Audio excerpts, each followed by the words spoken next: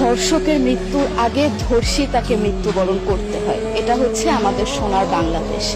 একজন ধর্ষকের জীবনের মূল্যকে এত বেশি যে তাকে ফাঁসির মঞ্চে দাঁড় করা যাবে না।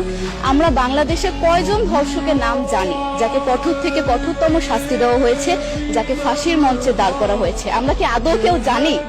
জানি না।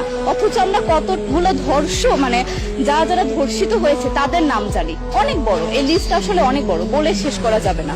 কুমিল্লার তনু, মাগুরার আসিয়া, 2 দিন আগেও কিশোরগঞ্জে 8ম শ্রেণীর একটি ছাত্রীকে বাসা থেকে তুলে নিয়ে ধর্ষণ করা হচ্ছে। বাবার হাতে মেয়ে ধর্ষিত হচ্ছে, ভাইয়ের হাতে বোন ধর্ষিত হচ্ছে। আমরা আসলে নিরাপদটা কোথায়? আমার মনে হচ্ছে আমরা যেন আইয়ামে জাহিলিয়া যুগে চলে গিয়েছি।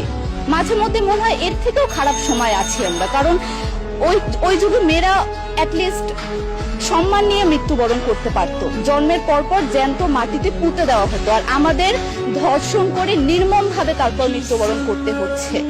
যদি সরকার আমাদের ওই নিরাপত্তা নাই দিতে পারে, তাহলে সরকারের কাছে আমাদের অনুরোধ, আমাদের জ্যান্ত মাটিতে পুঁতে দেখ। আমরা বেঁচে থাকতে চাই না, আমরা সম্মান নিয়ে মৃত্যুবরণ করতে চাই। আমরা এই দেশে থাকতে চাই না যে এই দেশে আমাদের কোনো নিরাপত্তা নেই, যে এই দেশে রাস্তা দিয়ে হাঁটলে আমাদের মধ্যে একটা আতঙ্ক কাজ করে, কখন কি না কি হয়ে যায়। আইন উপদেষ্টা বললেন যে ধর্ষকের নাকি ফাঁসি দেওয়া সম্ভব হবে না, তাহলে নাকি নিরীহ মানুষকেও মাঝে মধ্যে ফাঁসির ব্যবস্থা করা, মিথ্যা মামলায় ফাঁসি দিয়ে ফাঁসির ব্যবস্থা করা হতে পারে।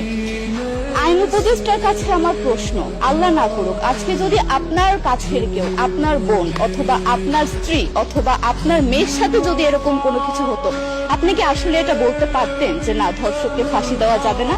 কোনোদিনও পারতেন না। আপনি সবার আগে তার ফাঁসির ব্যবস্থা করতেন, সম্ভব হলে নিজের হাতে মেরে ফেলতেন। তাহলে আমাদের বেলায় কেন এত বৈষম্য? আমরা কি দোষ করেছি? আমরা কি নারী না? আমরাও তো কারো বোন, আমরাও তো কোনো বাবার সন্তান, আমাদেরও তো বেঁচে থাকার অধিকার আছে, তাই না?